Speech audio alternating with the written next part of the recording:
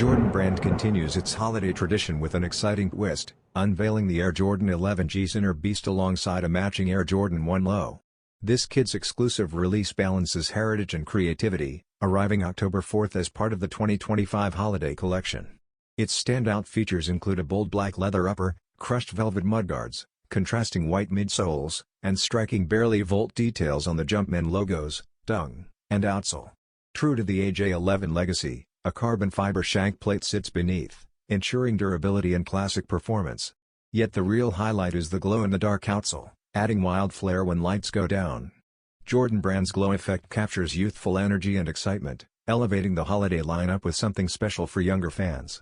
By mixing tradition with daring design, the inner beast brings heat to the season while cementing its place as a standout in sneaker culture.